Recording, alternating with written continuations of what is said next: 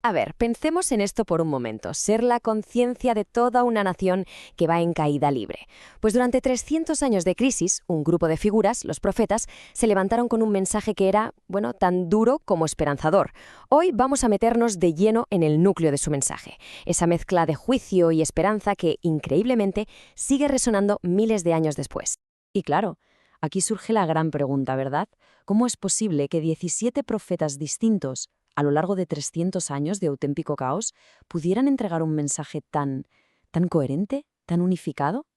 ¿Qué hilo conductor los unía a todos? Pues eso es justo lo que vamos a desentrañar. Vale, antes de nada hay que aclarar una cosa importante, porque, seamos sinceros, cuando oímos la palabra profeta, casi siempre nos imaginamos a alguien que, pues eso, que adivina el futuro, ¿no? Pero en el contexto de la Biblia, su papel era mucho, mucho más amplio y sobre todo mucho más urgente. Un profeta era, en esencia, un mensajero para su época. Alguien que veía de cerca la corrupción, la injusticia de su gente y se sentía llamado a transmitir el mensaje de Dios para esa situación tan concreta.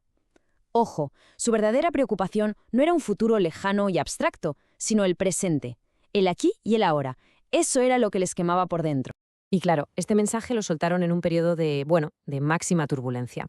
Estamos hablando de 300 años, que lo abarcan todo, desde el apogeo de los reinos de Israel y Judá hasta su aniquilación total y el exilio. Y justo ahí, en medio de esa crisis constante, es donde los profetas actuaron como esa conciencia crítica, esa voz incómoda que nadie quería oír pero que todos necesitaban. Y aquí, una aclaración que viene muy bien, porque es una duda súper común. La diferencia entre profetas mayores y menores, pues no tiene nada que ver con su importancia. Cero.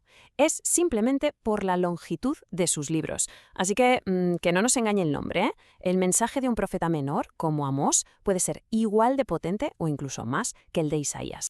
Y ojo, porque para conseguir que su mensaje calara, eran increíblemente creativos. No se limitaban a dar discursos, no, hacían auténticas performances, actos simbólicos para impactar.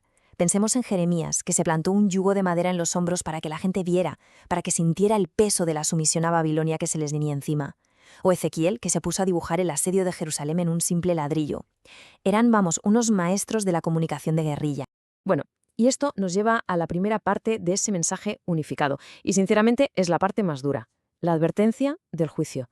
Los profetas no estaban ahí para dar palmaditas en la espalda ni para decir lo que la gente quería oír. Su trabajo era señalar lo que estaba roto. Y lo hacían sin pelos en la lengua. Sus denuncias, básicamente, apuntaban a tres problemas gravísimos. Por un lado, la idolatría, que era como romper la alianza fundamental con su Dios. Por otro, y esto lo gritaban con una fuerza tremenda, la injusticia social, la opresión de los pobres y los vulnerables, y finalmente la hipocresía religiosa. Ir al templo a hacer rituales muy bonitos, pero luego llevar una vida totalmente injusta. No lo soportaban.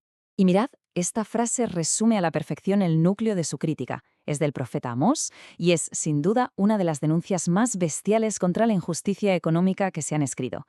Para ellos, la cosa estaba clara. La verdadera medida de la fe de una persona o de una sociedad se ve en cómo trata al más débil. Punto. Y todas estas advertencias al final llevaban a una idea central, una idea muy potente: el día del Señor. Y cuidado, que no se referían al fin del mundo ni nada por el estilo. Hablaban de un momento inevitable en la historia en el que Dios iba a intervenir para poner las cosas en su sitio. Un auténtico ajuste de cuentas con la maldad. Pero, y este pero es fundamental, el mensaje no era solo de condena y destrucción, ni mucho menos. La advertencia del juicio siempre venía acompañada de una puerta de salida, de una llamada urgente a cambiar, a la conversión. Y el camino que proponían era muy claro, básicamente 3 pasos. Primero, reconocer el pecado, admitir que las cosas se están haciendo mal. Segundo, arrepentirse, que literalmente significa dar media vuelta, cambiar de dirección. Y tercero, volver, regresar a esa relación de fidelidad con Dios. De hecho, la palabra hebrea clave para esto es shub, que significa justo eso, volver. Y si hubiera que resumir todo esto en una sola idea, sería esta frase tan famosa del profeta Miqueas. Porque deja claro que la conversión no es solo un sentimiento por dentro, no, exige acciones concretas, practicar la justicia en la sociedad, amar la misericordia en las relaciones personales y, por supuesto, caminar humildemente con Dios. Es, vamos, la síntesis perfecta de toda la ética de los profetas. Y con esto llegamos al que es, para mí, el verdadero corazón de su mensaje. Porque a pesar de las advertencias tan terribles, tan sombrías, la palabra final de los profetas nunca fue la destrucción, siempre fue la esperanza.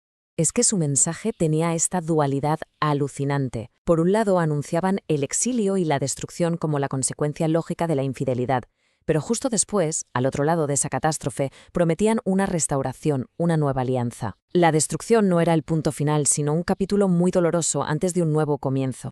Y esa esperanza se sostenía sobre tres grandes promesas. La primera, la idea de un remanente, un pequeño grupo de gente fiel que sobreviviría y sería preservado a través de la catástrofe. La segunda, la que anuncia Jeremías, era una nueva alianza, un pacto que ya no estaría escrito en tablas de piedra, sino grabado directamente en el corazón de las personas.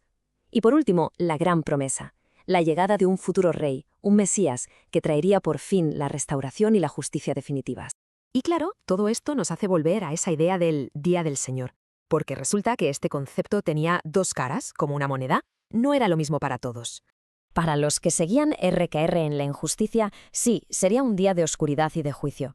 Pero para ese remanente fiel, para los que sí respondían a la llamada al cambio, ese mismo día sería de salvación y de bendición. Al final, el resultado dependía de la respuesta de cada uno.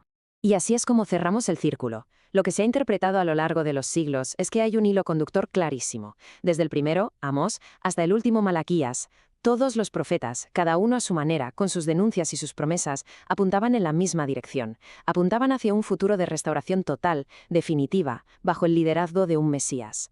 Ese era el horizonte último de toda su esperanza. Y con esto terminamos el análisis, pero la reflexión, por supuesto, queda abierta. Si este mensaje de justicia y esperanza tuvo tanta fuerza hace 2500 años, ¿qué nos dice hoy en día? ¿Dónde hace falta hoy esa voz profética que denuncie la injusticia?